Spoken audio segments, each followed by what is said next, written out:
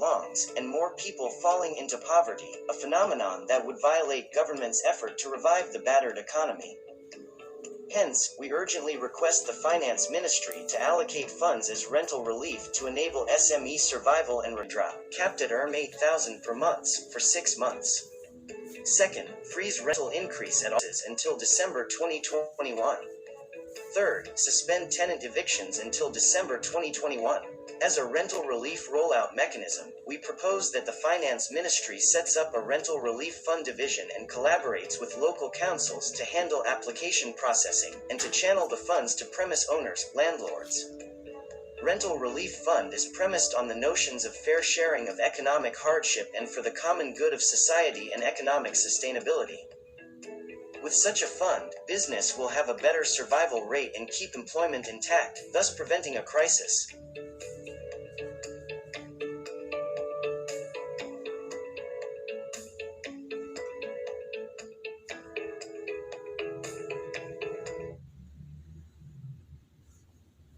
Wow, thanks for that.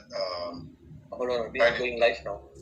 Alright, good morning everybody. Selamat pagi dan salam sejahtera kepada semua kawan-kawan. 1 minute. Masuk. 20 seconds. Sorry? 20 seconds. I'm sharing the screen now. Okay, so say yes and I'll go. Okay. Yes. Selamat pagi dan salam sejahtera kepada semua kawan-kawan yang hadir bersama-sama kita dalam laman web ini, termasuk dengan wakil media. Tujuan kita mengadakan program webinar ini ialah untuk melancarkan petition rental relief pada pagi ini dengan kawan-kawan dan juga persatuan-persatuan perniagaan dan juga untuk memberi latar belakang sikit. Saya akan memberi a bit of a background. Sebenarnya isu rental relief ini telah dibangkitkan pada Disember dengan Menteri Kewangan Malaysia, Datuk Seri Tunku Zafrul, dan dalam perjumpaan saya dengan mereka di Parlimen yang telah berjalan untuk lebih kurang 1,5 jam. Pada pandangan saya, bila saya keluar mesyuarat itu, saya was quite positif dan dia juga memberi keyakinan kepada kita bahawa this is a good idea and that government will pick up the issue further. That's my perception. I could be wrong, but that's my perception. Tapi bila kerajaan melontarkan dasar permai, iaitu Another Economic Recovery Program in January, isu berkait dengan rental relief tidak ada dalam package recovery yang telah dikemukakan oleh pihak kerajaan.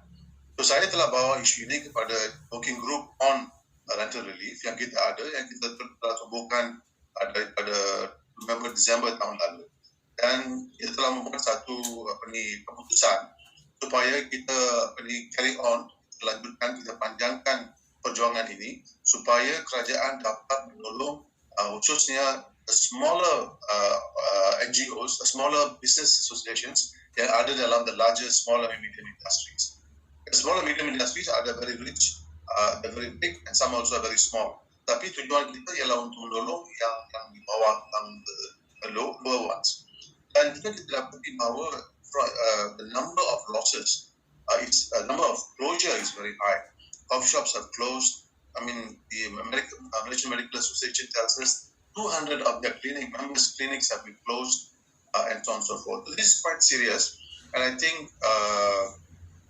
the government has got a responsibility and can do something to solve the problem. Yesterday, the Associated Chinese Chamber of Commerce and Industry came up with some very interesting numbers, and they said 80% of its members reportedly have low levels of cash reserves, and that is prompting them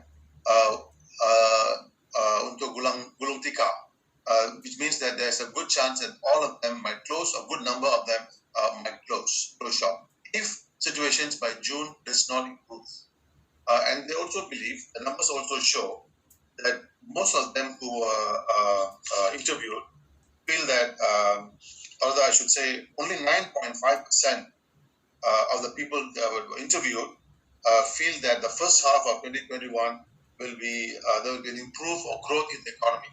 So which is a very low number. This is a very, very low number. And they don't think 2021 will have a major economic growth. So therefore, this actually tells us the need for a rental relief. And the best person I think who can explain that actually is Deacon is also here. And Deacon Lutz is the one who actually I spoke to him, and he started off with 5 workers for the last so many years. After MCO 1.0, he had to lay off one, and then subsequently another one, and finally, end of December, he had to close all his business because business was not flourishing. The cost was very high. The operating cost was very high. So finally, he has to close, and I understand that he's now working for somebody. So this is something that we want to avoid because we want to save the business and we want to save work as well. So the unemployment can be reduced. So it's about job security. It's about keeping the business and actually allowing the business to grow. So I will stop at this point and welcome again semua kawan-kawan yang ada di Facebook. We will start the program from now, and I invite Encik Munawar Ahmad, who actually was the brainchild behind the online petition. Munawar, it's all yours. Okay, thank you very much, Mighty. Very good morning to all of the comrades here. I believe most of us are business owners and NGOs. Right. Coming back to the situation on rental relief, actually, yes, COVID-19 pandemic has affected all the businesses. Yeah, and MCO 1 and 2 basically snowball this effect, right? And this situation basically affected first, actually, the small independent business owners much greater than the bigger ones, right? So, as you say, as you've seen from the video, that most of us are in business for almost 20 years and generations, right? And we do have limited resources, cash flow problems, and because of this situation, this snowball effect of COVID-19 and MCO 1 and 2, basically, we have observed loss of sales, loss of profit, right? So during this 1 year plus, actually there were 2 scenarios. Businesses that were closed during MCO, of course, they didn't have any sales or that means no profit. The second one will be businesses that they were allowed to operate, but there was a significant drop in sales and also profit. As we know that businesses generate profit to pay fixed costs and fixed operation costs like utilities, wages, right, and rental. And rental is one of the highest monthly fixed operational costs for us, right? And I'm thankful that YB has come up with this rental relief fund. That we need this fund basically to alleviate our financial burdens and our financial worries, right? However small, however big they are, we still have this kind of burdens, right? So therefore, representing a group of NGOs and business owners, we have formed a working committee. Then we've started this petition online, right? Basically to address our demands and our needs to the Prime Minister, to the Finance Minister, and also to There's some issue with the audio. Can you hold for audio? Yeah. Yeah. Okay. Just can.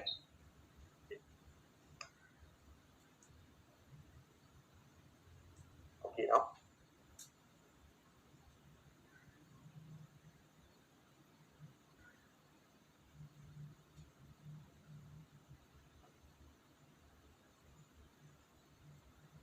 Once it's okay, you let me know. Okay.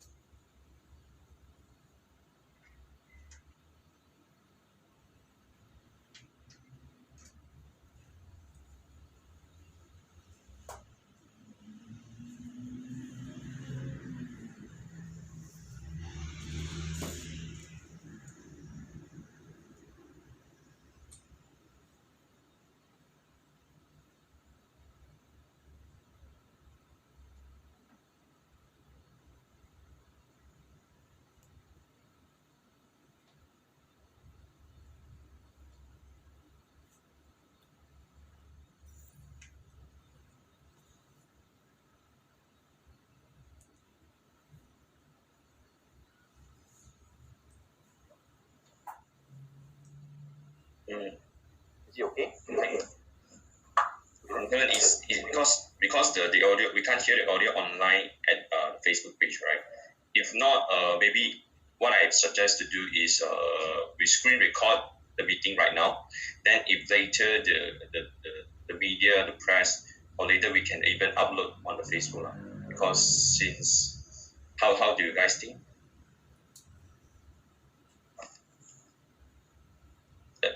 Maybe we can't hear you. You need to unmute. I suggest we carry on. Let's record it and then we post it later. Okay, sure.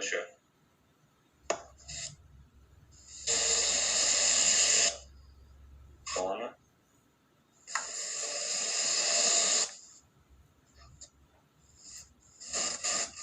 Okay, I'm ready to go. Wait, Chimanova, carry on. Uncle, okay. Okay. So actually, this rental relief fund that's proposed by YB Charles is very, very timely, right?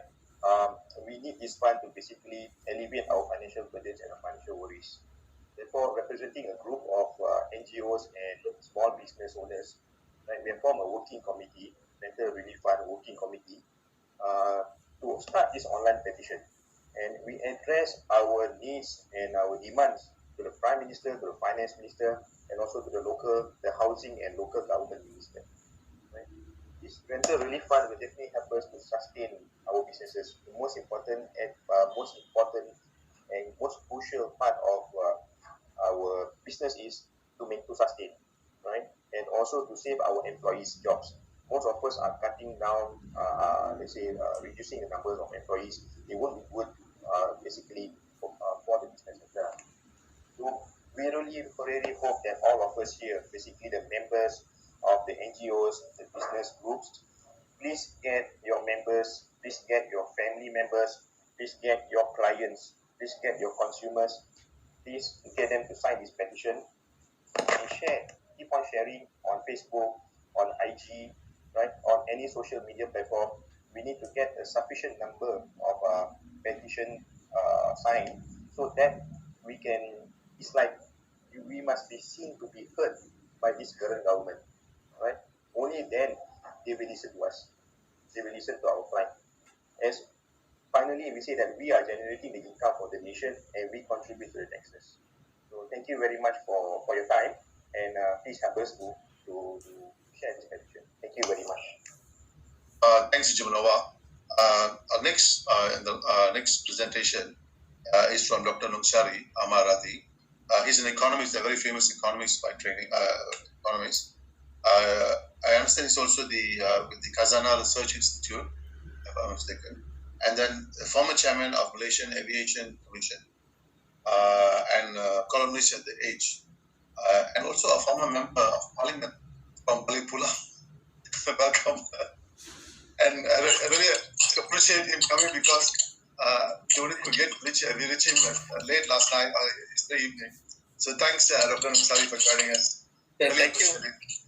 Thank you. Just a correction. I was the chairman of the Khazanah Research Institute. I'm no longer. Thank you, Webby. And thank you for doing this. I'm not a small businessman. I'm an economist, and I'm glad to be here to provide just a very brief economic rationale for why I strongly support the initiative that you've started here. Now, 3-4 points. The first point is actually I support this because you're supporting lives and livelihood of these very small, micro and small businesses who are severely affected. From what I've done in the past, looking at SMEs, I know for a fact that actually, and then people here know this better, I think that those who have been in business for less than 2-3 years, they would have been dead by now. Those who have been around are those probably who have been in business for longer than 5 or 10, even 10 years, that they have enough funds to actually tide them over during this period of MCO. So I support this because we're supporting livelihood. But second point, more importantly, we're supporting businesses who are defining the local economy in the communities that they operate. These are not state level business or even national level businesses. These These are local businesses. These are businesses that help local economy, that provide employment, but also services to local communities. If they die off and we don't support this sort of small, locally based, community-based businesses, then the communities themselves will deteriorate, and the quality of life of communities in all these communities where these businesses used to operate and are operating will also deteriorate. And this is something we don't want, because it's not just about livelihood; it's also about the quality of life of communities. Now, the third point that just relates to recovery. Now, if you look at the Malaysian economy, slightly more than half of the Malaysian economy are domestic driven. The demand are domestic driven, and then about say 40% are actually externally driven. Now, why we must help the small micro businesses is that as we recover from this pandemic, we cannot do much about 40% of the economy, because that part of the economy depends a lot on global demand, on global recovery, and the MNCs and export oriented. But the ones that we can do something about are the ones that depend on local demand, local businesses, and SMEs and micro businesses. They are part of that local demand and local businesses. If they die out, if they contract, then the ability for the economy to sort of recover quickly based on domestic demand will not be there, and we have no control over the part of the economy that depends on global demand, and these are not, if these big firms are not even Malaysian firms. Now we have to last year the economy as a whole contracted 5%, over 5%, but the only part of the economy that actually showed some growth, investments went down, trade went down, export, import, was actually a consumption. And we look at the recent number in January this year, the recent Department of Statistics numbers, the wholesale and retail sector for the first month of this year is contracting. It's contracting at about 2.7%, and that is not a good signal. That is saying that actually the domestic demand businesses, which what retail and wholesale is about, is still contracting in this year. So we have to put a floor to this contraction, so that it doesn't get worse, so that it recovers. Because people assume that the moment all this MCO stuff has been relaxed, things will normalize. Things will not normalize, I'm afraid, because there are people who have been unemployed. So that part of the demand from those people who have been unemployed will not be there before. There are businesses who have gone under who will not come back just like that. So we must prevent. I heard earlier during the thing that 30,000 local businesses small businesses during the first MCO gone out of business, but more will go out of business. So we must prevent. And I think the last point that I want to make is actually this is also because sometimes policy is so favorable towards developers and property, maybe I don't know why, but supporting rental demand by small businesses is in a way supporting the rental market as well, because the rental market can collapse if all the business premises that rents these properties also goes out of business. So actually it provides a floor. So my last point will be just to maybe help you guys make the point. Suppose the recommendation is 8,000 per small business, per micro business, up to 6 months. Now that suppose we take 125,000 businesses of that size, that scale. That is a 1 billion ringgit allocation for 6 months. Now, suppose each one of those businesses involves three people, just 3 people, right? So that 125,000 is equivalent to 375,000 Malaysians, right?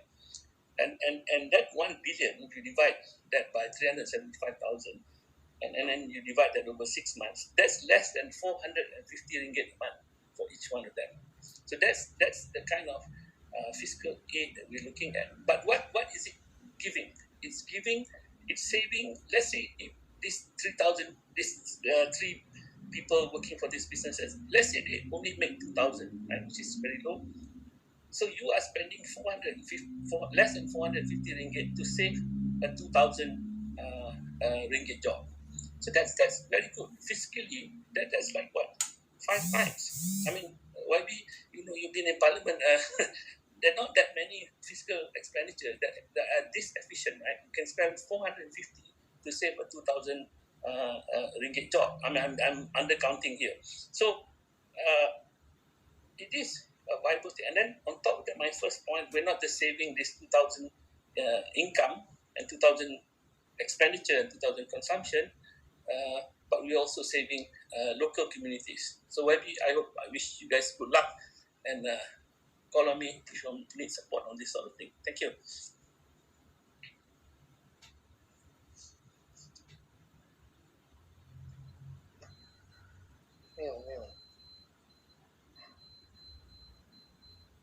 Maybe you need to unmute yourself. Dr. Say, thanks for that wonderful presentation. In fact, when you were talking, I was just thinking to myself, my God, this is something that the finance minister and the prime minister should be listening to. But thanks for that very important contribution.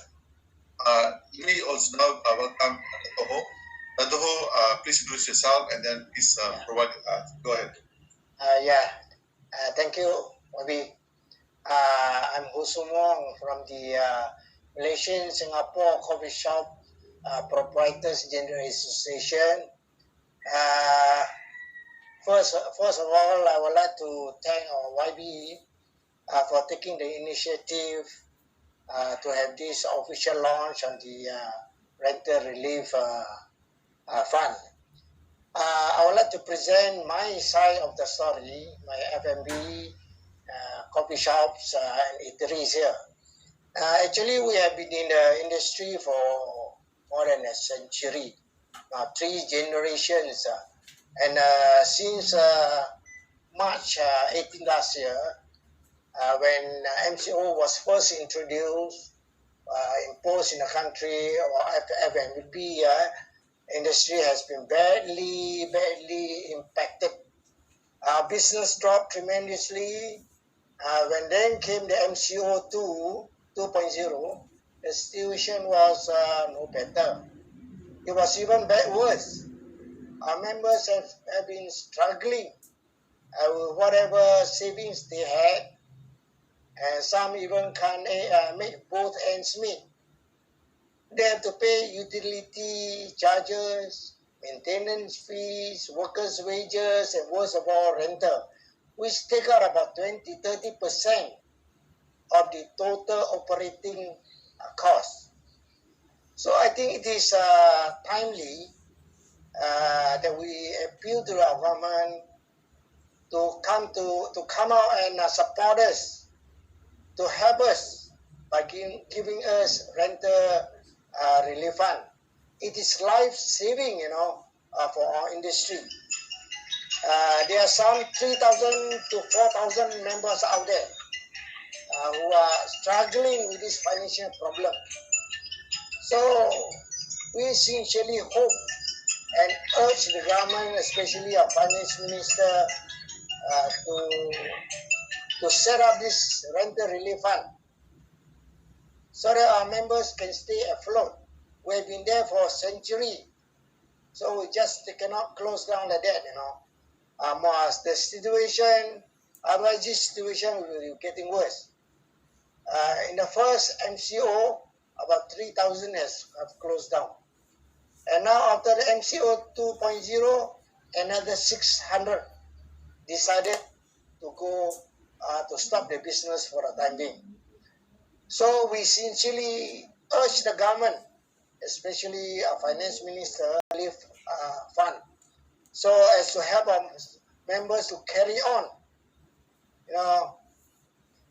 Kami berharap agar dapat kerajaan mempertimbangkan rayuan kami dengan memberi bantuan sewa supaya dapatlah industri F&B mengatasi kerumitan ekonomi akibat wabak COVID-19. Sekianlah. Terima kasih. Salam hormat.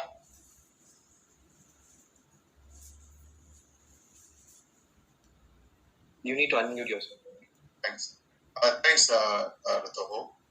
Encik Amrahi, it's all yours. Terima kasih YB Charles. Bismillahirrahmanirrahim. Assalamualaikum warahmatullahi wabarakatuh and a very good morning. Saya rasa yang kita sama-sama hadir pada pagi ini.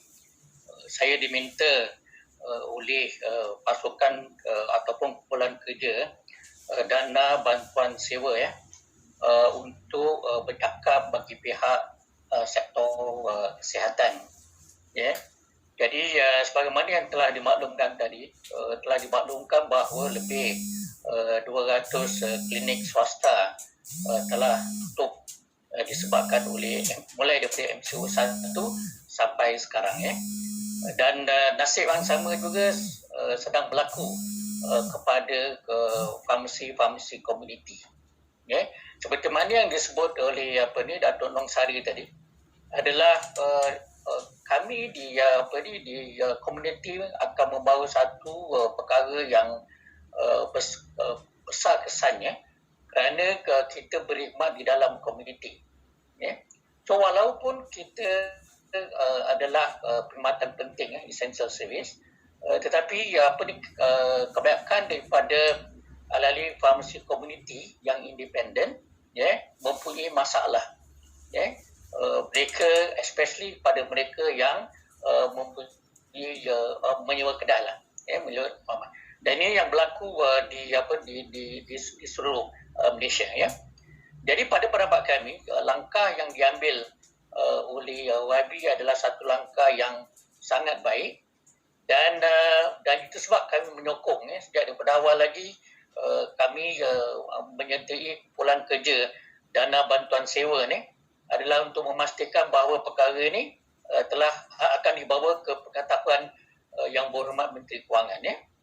Dan perkara ni kalau kita tengok pesan apa yang berlaku kepada industri ini telah berlaku mulai daripada PKP 1 dan makin teruk keadaannya pada PKP 2. Jadi yang ni bukan satu perkara yang baru, ia satu perkara yang sangat serius seperti mana yang disebut oleh sahabat-sahabat tadi, dan kami menyokong usaha yang dijalankan oleh yang berhormat Charles. Dan seperti mana yang disebut, ini bukan kali pertama kita bawa perkara ni. Jadi kita terpaksa ambil langkah ni sebagai tindakan susulan kepada apa yang telah kita lakukan. Jadi kita harap yang berhormat Menteri Kewangan akan mendengar seruan daripada kami, dan kita akui bahawa ada melalui permai dan juga yang telah dijalankan oleh pihak kerajaan, tetapi perkara-perkara itu tidak sebenarnya menyelesaikan masalah yang kita sedang bincangkan ni. Pasal masalah yang kita hadapi yang berkaitan dengan sewa ni adalah satu masalah yang kronik. Jadi ia perlu diselesaikan. Dan ini apabila ini diselesaikan, maka yang lain-lain bantuan dari segi permai itu bolehlah dimanfaatkan. Jadi maknanya dana bantuan sewa ni adalah sesuatu yang mesti dilakukan dengan kadar segera, dan yang mesti dilakukan oleh pihak kerajaan. Dan perkara ini pun juga bukan sesuatu yang asing. Ia juga telah dilakukan di beberapa negara. Jadi perkara ini bukan satu perkara yang asing. Jadi sekali lagi saya bagi pihak sektor kesihatan menyuruh kepada yang berhormat Menteri Kewangan dan juga kerajaan untuk menimbangkan permohonan untuk mewujudkan satu dana bantuan sewa untuk dimanfaatkan oleh SME. So itu sahaja YB, saya serahkan balik. Terima kasih. Terima kasih Encik Amrahi. Saya ingin minta semua kawan-kawan sini jangan balik selepas ucapan. So kita ada press conference sebelah selepas ini. So please just wait. Dengan itu saya mempersilakan Encik Selva. Please introduce yourself and also your statement. Thank you. Good morning, everyone. Okay, I want to thank YB Charles for initiating this rental relief fund, and I represent Kuala Lumpur Selangor Indian Chamber of Commerce and Industry. My name is Selva, and then we represent SMEs, micro businesses, and many sector of businesses in the chamber for the Indian community. They are in textiles, restaurant, goldsmith, metal trade, logistics, barbers, saloons, private skill training centers, spices. All these industries are all SME and mostly micro businesses, and most of them are suffering because of the major contribution, about 30% of their expenses is the rental. Most of them are suffering, and I think during this MCO 1, many already suffered, and continue with MCO 2, further make them suffer more, and many are closed. Many closed already, and all of them are looking to chambers how we can help. In many ways, we have also voiced out to the government, other loan moratorium and many other things. And this rental relief fund is timely. I think we have to thank YP Charles for initiating such a thing, and Kuala Lumpur Selangor Indian Chamber of Commerce will fully support this initiative. And and another thing is the local council. I like to highlight that our businesses are mostly local business, community based, and the local council also can help. Like example, quick rent, also they can support. So it is not only the government of the day, the federal government. It is also the state government contribution. I think is very important for these micro businesses to survive. And this many have closed. So I feel this timely, and I'm also the Chamber of Commerce. Once the government, especially the Ministry of Finance, Tengku Safrul, to take this very seriously, because if this timely help is not given, I think many more businesses will close. And also YB, I think for like we are in Kuala Lumpur, Selangor, I think the state government also can contribute something. Selangor government can contribute for helping the businesses for their quick rent for 2021. To give moratorium or exemption for payment for this year. So I thank YB again and all the NGO leaders here present.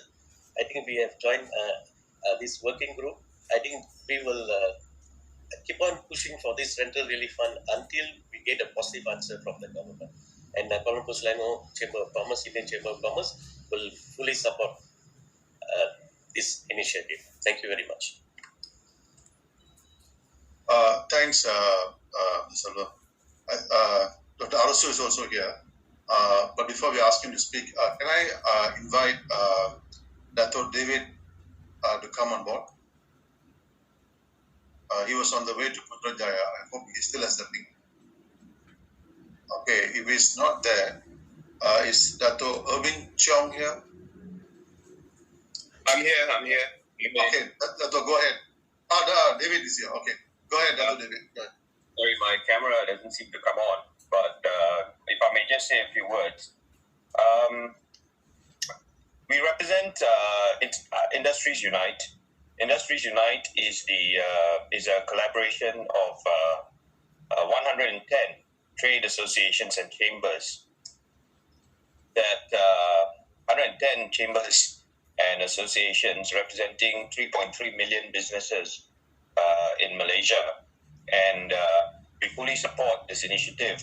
In fact, one of our main goals in a 12-point suggestion that we made to the government was actually rental relief. Now, we completely support this initiative. Thank you, YB Santiago, for Charles for this initiative, and we fully support it. Now, we, just to give a little bit of a background, we have already engaged with Tengku Zafrul, and we brought this matter up. Now, as far as we know, the government is constrained, of course, because there are public and private rights here, laws that need to be amended and so on and so forth. But having said that, we believe that perhaps apart from this petition, I suggest that we are given a chance, all the groups who are now trying to get this rental relief are given a chance to form a working committee with the government, with the finance ministry, to sit down and formulate a plan whereby we can actually put this into action.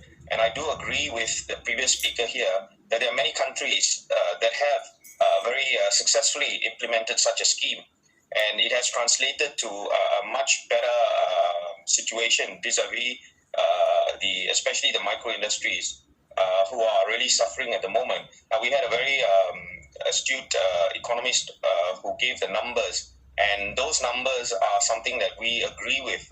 I think we have also on our board advisors and economists, and they have come up with the same conclusion that we need to start looking at it. The benefits outweigh the prejudice or the problems.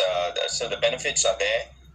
It is time to reconsider, and the best way to do that is to engage with us. Apart from this petition, which we fully support, 3.3 million businesses in Malaysia fully support your initiative, and we are asking that now, other than the petition, that the government forms a working group with all these organizations to come forward with a structured plan so that it can be implemented as soon as possible. Now, the current system is not working. We have very good landlords.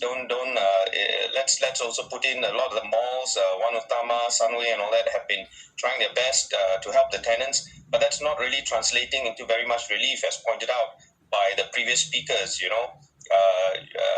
It's not something that's easy. We also understand that we have to balance that with the need for landowners. They have mortgages to pay and so on and so forth.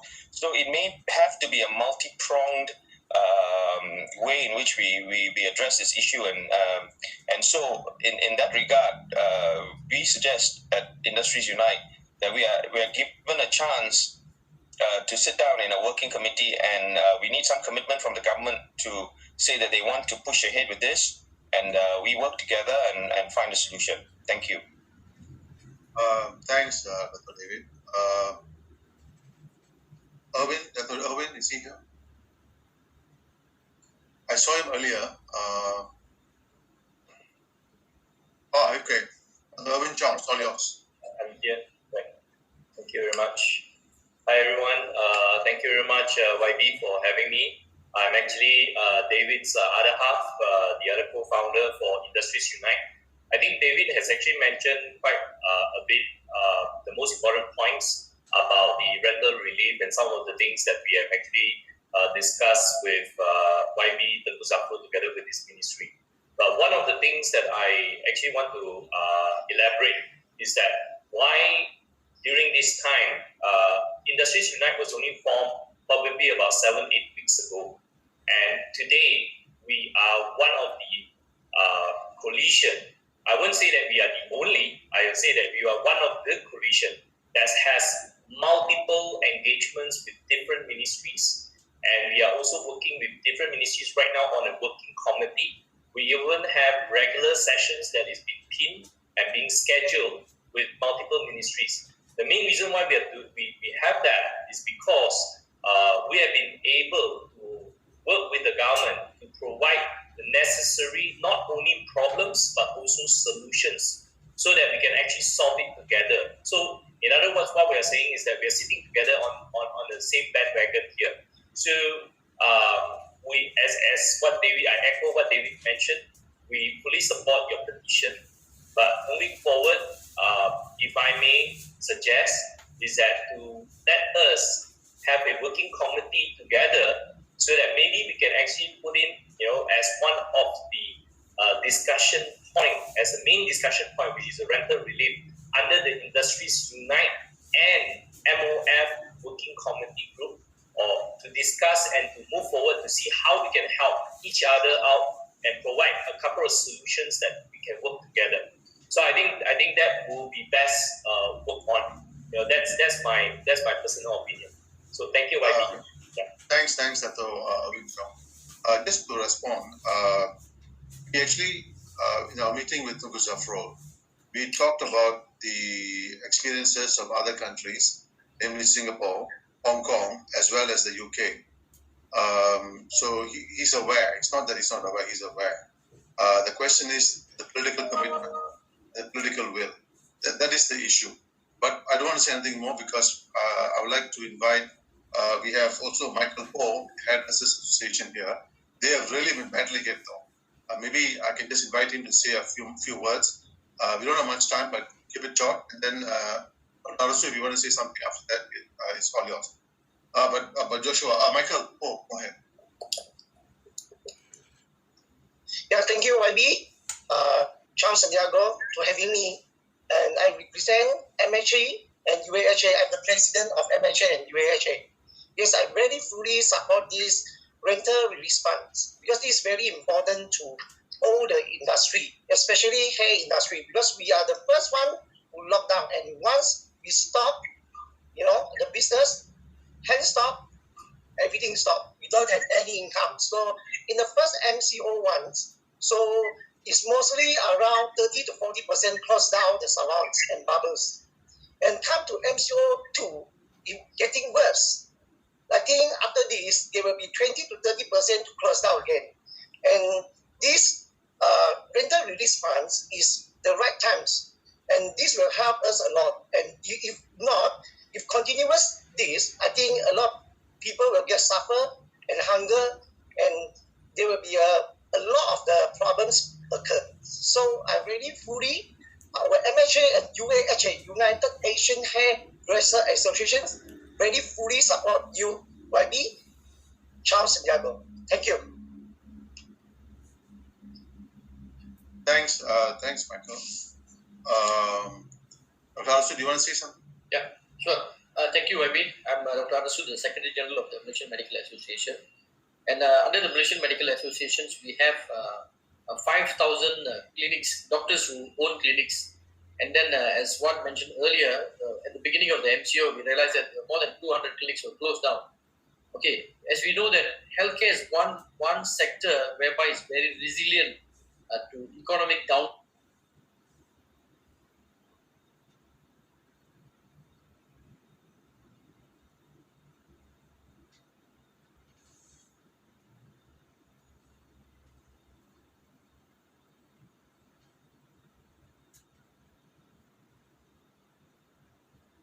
Work from home, they do not have proper chairs, proper sitting, and then you can still start having headaches and all these things, so on and so forth.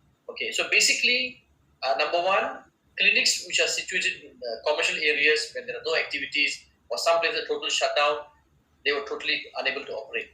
Okay, and then while even though we are in the healthcare, I think that is very important for us to understand health is just not about being your blood pressure, whatever. This is not the only thing. And we must understand the social determinants of health. So basically, social determinants of health are conditions in the environment where people are born, live, learn, work, play, worship, and age that affect a wide range of health, functioning, quality of outcome. And one of it is economic stability. So when there's no economic stability, like what all our colleagues are talking about, it is definitely one of the social determinants.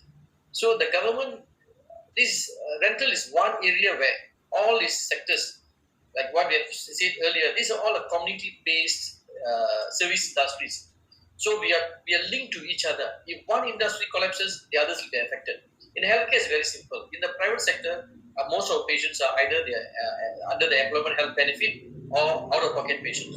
When they are affected, their job security is not there. The companies are affected, so obviously they also will be affected. And what is going to happen? That the burden is going to go to the government again. So rental relief is something that actually will help many of the clinic owners as well. That's all, YB. Anyway, we fully support your initiative on this. I think to be fair, it is not my initiative. It is the initiative of everybody here. And we have done this for the last 3-4 months. So I think we need to pull back on that. It's the working group that is actually behind this. Just to put it on record. Now is the time for us to launch the petition. And I think there are many ways of launching a petition. Some can cut the ribbon, some can cut this, some can cut that. But we decided to put this up I don't know whether you can see this. Can you see this? Rental relief fund, right? So reporters, you can take pictures of this. Mugilan, can you take a picture of this? Yes, yes. Cool. That's it. That's the way to go. Can we get everybody online?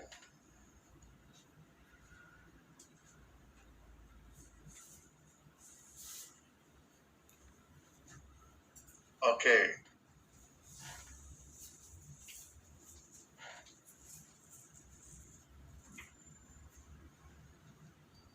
Are we done? Guys, whoever's taking the picture, are we done? We need to see your face as well. Yes. Don't cover the face. We are Yes, done? sir. Okay. Thanks for that. All right. Okay. I see that we have one more person here from the Malay Headmaster Association here. I don't have a name for him. I mean,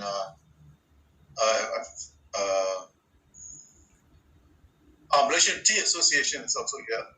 Should we just do it again one more time so that we can also capture the Malaysian Tea Association as well? Okay. Jamnawa, you need to come back on board. Okay. And for those who are not there, just can do a thumbs up. For the others, can do a thumbs up. Yeah, I think we need to get everybody online.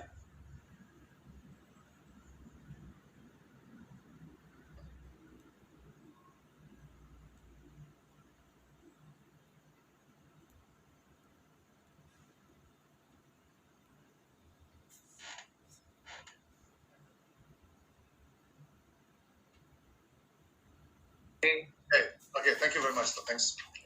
Now we come to the last part of our program, which is basically any questions from the media. We have a number of media people here. Any questions from them?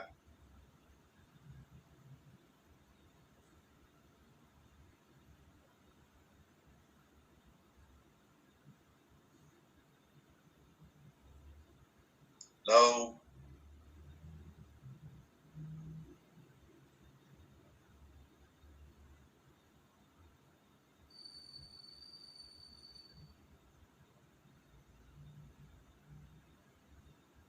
A few of them were here.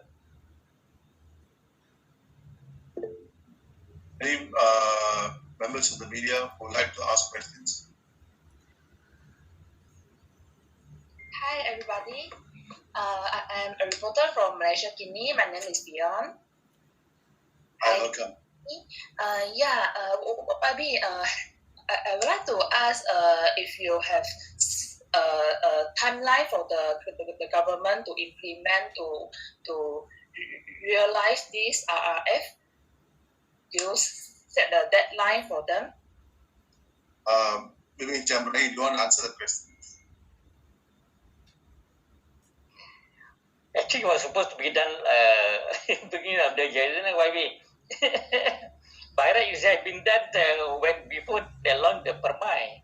So I think this is just a follow-up of what actually we have been saying. This is actually a follow-up action of what we have done, because we have actually given as what YB says, he actually presented to YB to Guzafrul, and since there's no response per se, okay, so that's why you follow up with this petition.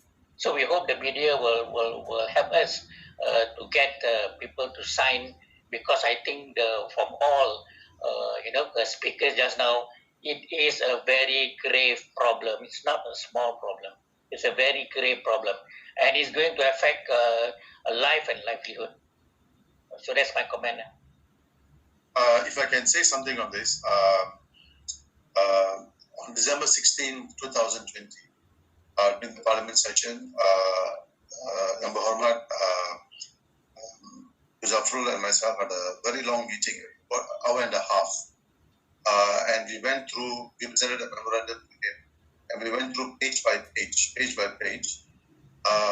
And I think the question is, it's not about convincing him anymore. He knows that this is important. And we also looked at the experiences of Singapore, Hong Kong, as well as the UK, how it was being rolled out. The issue of rollout, there was a bit of a lack of clarity on how to roll this out. But basically, it is possible. I think what is required right now is the political will, whether the government wants to do it or not, and at what and how much money was available. So when we talked about how much of money, it was between 1 billion and 1.5 billion. That was the amount of allocation that was possible from COVID-2's budget allocation. There was a special COVID bill that was coming up in Parliament at the time, which COVID bill, COVID-2. That means COVID recovery bill. So there was money available, which was about 2 billion, and we floated the idea between 1.1 and 1.5 billion. The question now is the political will. Does the government has the political will? And I think if Dr. Namsari can say a bit more, because he's made the clear case of why community-based organizations, community-based businesses have to be supported and create more demand in the economy. Maybe I can ask Dr. Namsari to say a bit more on this. Yeah, I think quite a few people have spoken earlier have said that actually these small businesses, micro businesses are community-based businesses. We're not talking just about their livelihood, their survival, but also the quality of life of communities and local communities. But I was also making the point that actually one of the best arguments for this sort of thing is actually to, besides the one that I said earlier, is actually to say efficiency of fiscal spend, right? I was making the point that actually it takes about, using my examples, my numbers, which can be refined further, it takes about less than 450 ringgit to save a 2,000 ringgit job. So that's a pretty worthwhile thing to do. Yeah. Just on its own, without taking into account the community base. And community base is even more important, I think. Maybe. Yeah. I'm sorry.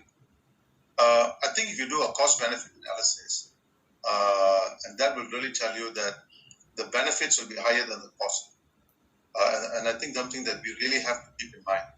I mean, Dickham is here. Dickham's a good example of how somebody who had 5 workers and somewhat of a thriving business lost all of it towards the end of 2020. And now he has to work for somebody else. Although his landlord was very kind, reduced the rental, but despite reducing the rental, he was unable to pay. And I think this is where the government can come in, like what they did in Singapore, Hong Kong, and other countries, to support the small and medium industry so they can keep the jobs and save the business, so that the local communities and local people can benefit. Charles, may I just go ahead. I think what is very important is if the government is looking at recovery, then getting consumption up is going to be very important. Now, I think it was alluded to earlier that this thing that we're not looking at is a drop in consumption in MCO2, and you also saw a very big trade balance, but that's because of acute drop in consumption. And if we don't deal with the issue of consumption, we can't have that recovery. I think that was alluded to, and I think that's a very, very important thing for the government now to look into. It's not just about opening businesses. If you open business but there's no consumption, it's pointless. It does not serve the purpose. We need to help get that money down. Like what he said, you save 3 jobs, that's 2,000 ringgit. That's 2,000 ringgit that can come back into the economy in terms of consumption. And I think that is something that we have to look at now in terms of recovery, not just opening of the business. And so I think that is an angle that we really have to look at. Perhaps has not been really looked at. Charles, thank you. Thanks, David. Any other questions on the media? Or do you have a follow-up question from Malaysia Guinea? May I know that the 1 to 1.5 billion for RRF can provide to how many business in the country? Okay. I don't have a number for you, but that was the ballpark figure we looked at, given the availability of money to the government. When the government rolled out, I think that they were they were introducing a $20 billion bill in Parliament at that time. So 18 billion was accounted for, means they had 18 billion of expenditure, and the remaining was 2 billion. So if we look at 1 and 1.5 billion as a possible range that the government could use to support small and medium industries. Thank you.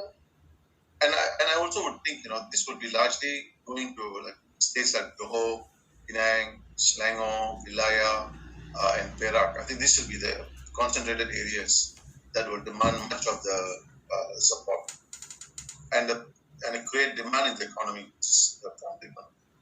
Any other questions from the media?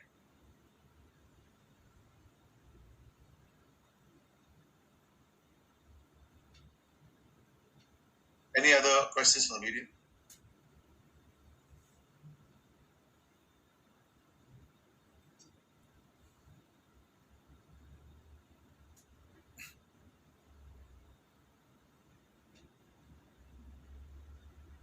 Okay,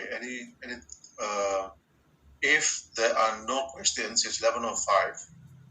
I think we agreed that we'll close the meeting at 11 o'clock. Let's give another 2 minutes just in case somebody has a question, and then after which we can close the meeting. Any other questions from the media?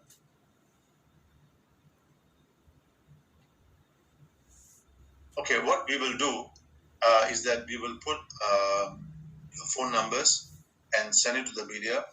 So if they decide to call you, please respond to them and answer the questions as a follow-up. Okay, and given that there's no other questions, let me just thank all of you for having made this launch possible. And I think, Munawar, do you want to get a sense of how many have passed so far and what is the process? Okay. So currently on the petition, we have almost 200 signees, right? And we've launched this basically as of today. So I think our next target will be at least 10,000, right? So our target is 10,000. 10,000 for the next near, let's say, a week or so. Next target will be 10,000. Okay, so our target is 10,000. And we also have Business Unite as supporting it as well. Yes. And then I think what we will do in the next couple of days is we'll have some webinars to get the discussion going and get people who are badly affected by the MCO 1 and 2 to talk further and develop the idea further. But let me just leave a concluding remark that the government is aware of the problem. The government has got many memorandums that they have received, not only from us but also from others as well. So therefore, the question is the political will of the government. Well, the political will of the government to go ahead and to realize this. I see Encik Alias is also there. Encik Alias, which organization do you represent? Apa khabar Encik Alias?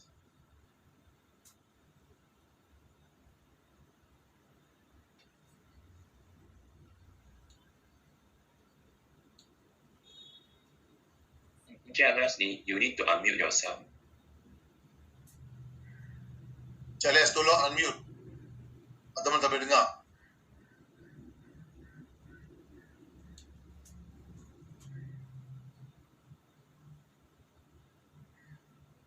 Unmute, Encik Alias. Tolong unmute.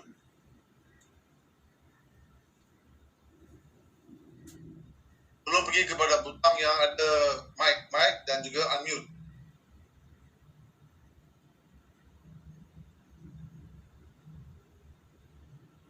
Yanka, do you know which organization is from? He's talking about. I'm not sure whether he's the representative of any other organization, because yeah. Okay. We have come to a conclusion already. Let's conclude this. Let me just thank all of you, and then we will send your phone numbers to the media, and if they call us, we will also forward your numbers to them. Again, let me just thank all of you. Dr. Nungsari, thanks for the last minute agreement to join us. Really appreciate the contribution as well. Jasalvam, Dr. Ho, Inji Amrahi, Inji Munawa, and Dr. Arsu, and Dr. David, Dr. Alvin Tong, everybody also have come on board. Thank you very much. We'll keep you informed of what's happening. And Salvan, thank you. Keep you informed of what's going on. And thank you. And once again, best wishes. Thank you. Bye. Thank you, team. Thank you. Thank you. Thank you, YB. Thank you.